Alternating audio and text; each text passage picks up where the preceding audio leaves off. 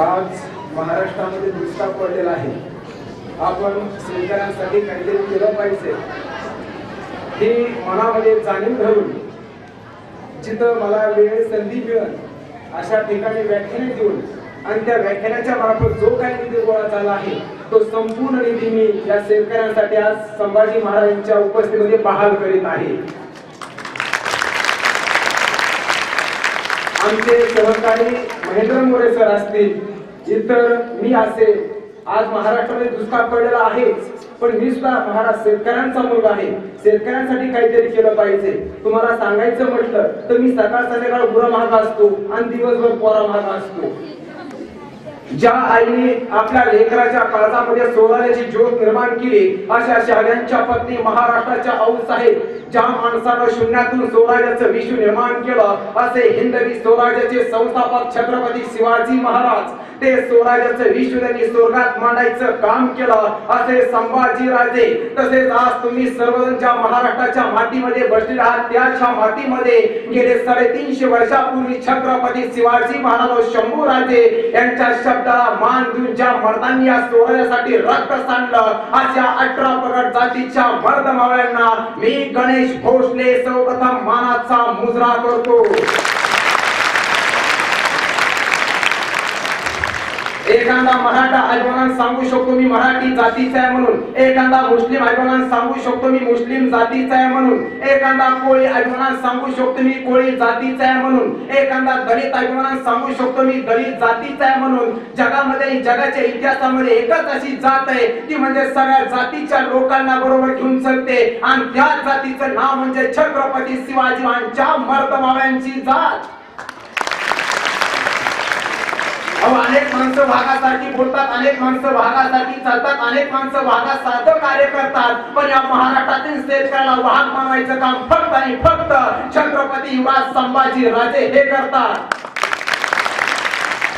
छत्रपती शिवाजी महाराजांच्या उदयापूर्वी महाराष्ट्र होता कसा? शत्रूंच्या घोड्यांच्या टापांनी हादरलेला, शत्रूच्या कराने घाबरलेला, जाणा झुडपामध्ये दबा धरून बसलेल्या माणसांचा, आया भैया अन्याय अत्याचार करणाऱ्यांचा. आया महाराष्ट्रामध्ये प्रेम आपुलकी जिव्हाळा माणुसकी उरलीच नव्हती. उरली होती फक्त शत्रूंची दादागिरी आणि ही शत्रूंची दादागिरी झाडे मुळापासून उपटून काढण्यासाठी शिवनेरी किल्ल्यावर जन्म झाला तुमच्या माझ्या लाडक्या शिवरायांचा. एखाद्या मुलीच्या गालावर खरी कशी शोभावी, एखाद्या काळ्या फळ्या पांढऱ्या कोणता टिपका कसा उठून दिसावा, एखाद्या अंधाऱ्या खोलीमध्ये दिवा कसा चमकावा आणि डोंगरामध्ये सह्याद्री कशी उंच दिसावी. अगदी अगदी अगदी त्याचप्रमाणे 750 इतिहासामध्ये जिद्द चिकाटी प्रेरणा संघर्ष मान सन्मान स्वाभिमान आणि अभिमानाने भरलेला काळ म्हणजेच माझ्या शिवरायाचा शिवकाळ. आणि याच काळामध्ये पुण्याची शहरांची जागीर आदिलशाचा सरदार मुराद जगदोब पंडितांनी जाळून राख केली. पुण्यातील रयत धुऊन परागंद झाली. पुण्याच्या मातीमध्ये मुराद पंडितांनी गाढवाचा नांगर फिरवला आणि त्या नांगरलेल्या जमिनीमध्ये लोखंडाची पहार रवली. त्या पहारीला तुटके खेटे उलटे मटके अडकवले आणि जाहीर केले या शहराच्या जागीरीचे मी मशान बनवत आहे. यानंतर या ठिकाणी कुणी तर वस्ती केली, त्याचा वंश वाढला नाही, संसार फुलला नाही. साऱ्या माणसांनी अंधश्रद्धेचा पौडा करून पुणे सोडून गेले. काळजात भीती घेऊन झाडा झुडपात दरी डोंगरात कडे कपरात राहू लागले. आणि अशी भयानक परिस्थिती असताना काळजामध्ये स्वराज्याचं रोट घेऊन महासाहेब पुण्यात आल्या आणि बघता बघता महासाहेबांनी पुणे हे स्वराज्य केलं आणि महासाहेब पहिले या स्वराज्याच्या संस्थापिका झाल्या. अहो शिवाजी महाराज कोण होते हे सुद्धा महाराष्ट्रातील रयतेला नीट माहित नव्हतं. ते माहित केव्हा झालं? स्वातंत्र्य लढ्याच्या पूर्वी सर्वप्रथम शिवाजी महाराजांची समाधी महात्मा फुलेंनी शोधून काढली, त्याची डागडुजी केली. महाराष्ट्रातच नव्हे तर भारतात पहिली शिवजयंती महात्मा फुलेंनी रायगडावर साजरी केली.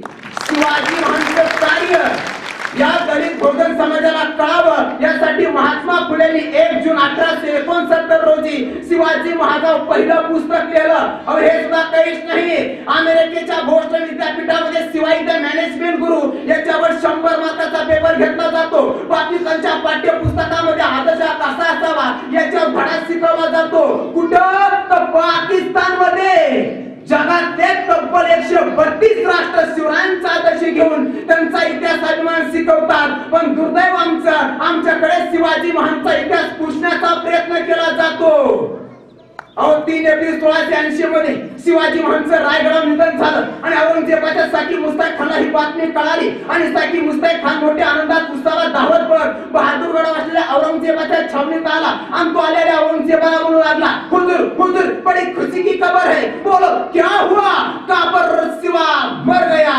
तसा औरंगजेब स्तब्ध झाला, शांतपणे उभा राहिला, नमाजाचे जमनी हातरली, त्याच्या गुडघ्यात टेकून बसला, नमाजाच्या रूपात बसला आणि कोणी हात वर करीत खुदाला बोलला, या अल्लाह तेरे जन्नत के दरवाजे खुले रखना, मां बहनों की इज्जत करने वाला एक महान योद्धा शिवा घोषणा तेरे पास आ रहा है।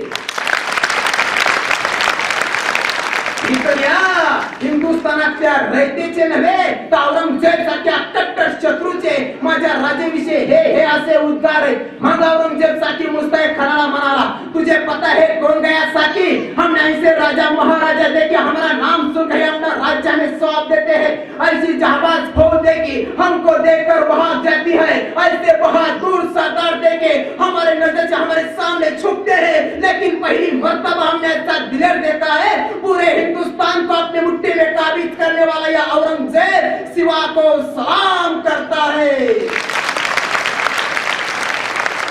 हम किस्मत वाले हैं, हमको शिवा जैसा दुश्मन मिला। हा है शिवाजी महाराजांचा सगळ्यात मोठेपणा। आज या पाटोदा तालुक्याच्या माध्यमातून संभाजी ब्रिगेडच्या माध्यमातून आत्महत्याग्रस्त कुटुंबाला मदत देण्यासाठी आम्ही सर्वजण कार्य करीत आहोत। अहो आता मागच्या पोळव्याला आमचा एक शेतकरी लगबगीने घरातून उठला, गावात आला, आपल्या मित्राला आपल्या दोस्ताला म्हणू लागला, ए मित्रा ए दोस्ता, मला पोळव्याचा सण साजरा करायचा आहे, मला बैलाला चांगलं मुरकी व्यसन आणायची, मला 2-250 रुपयाची मदत कर ना। गावात त्या सगळ्या मित्राच्या गाठी घेतल्या, भेटी घेतल्या, पण त्याला 1 रुपया सुद्धा कोणी मदत केली नाही। तो शेतकरी हातात झाला, निराश झाला, घरी आला आणि तो आपल्या आईला म्हणू लागला, अगाई मला 2-250 रुपये दे ना, मला बैलाला चांगलं मुरकी व्यसन आणायची। तेव्हा ती आई म्हणाली, अरे बाळा माझ्याकडे 2-250 रुपये होते रे, पण त्या 2-250 रुपयाचे मी सकाळी पोळ्याच्या सणाला किराणा भरलाय, माझ्याकडे 1 रुपया सुद्धा नाही। पण बाळा तू हताश होऊ नको, निराश होऊ नको, हे माझ्या गळ्यात मंगळसूत्र वीक मोड, तुला काय आणायचे ते आण। तसं म्हणलं की तो शेतकरी ढसा रडू लागला आणि रडता तो आईला म्हणू लागला, अगं आई मी जिवंत असेपर्यंत तुझ्या गळ्यातलं मंगळसूत्र विकणार नाही, मोडणार नाही, असं म्हणून शेतकरी घरातून निघून गेला।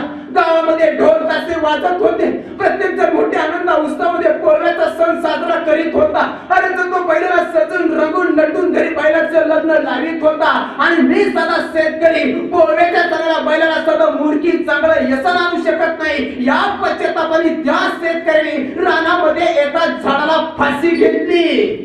अरे ज्या दिवशी बैलाचा उपवास धरला जातो, अरे ज्या दिवशी बैलाला सजवलं जातं, अरे ज्या दिवशी बैलाला अवताला झुकलं जात नाही, अरे ज्या दिवशी बैलाला बैलगाडीला झुकलं जात नाही, त्या दिवशी त्या शेतकऱ्याचा मृतदेह आणण्यासाठी गावामध्ये बैलगाडी झुपावी लागली। आमचा शेतकरी निराश का होतो, आमचा शेतकरी आत्महत्या का करतो, आयुष्यामध्ये किती संकट किती अडचणी आल्या तरी खचून न जाता मोठ्या हिमतीने प्रत्येकाने उभा राहिलं पाहिजे। आणि आयुष्यामध्ये जीवनामध्ये जर आपल्याला काहीची गरज पडत असेल तर मला एक हात मारा, मी संभाजी महाराज आपल्या पाटो तालुक्यामध्ये आणण्याचा नक्कीच प्रयत्न करीन। बाळजीचे अमोल नवले या कार्यक्रमाला उपस्थित राहिले, परत संभाजी महाराज आमच्या शब्दाला मान देऊन आले, त्याबद्दल त्यांचे सर्वांचे मी आभार व्यक्त करतो।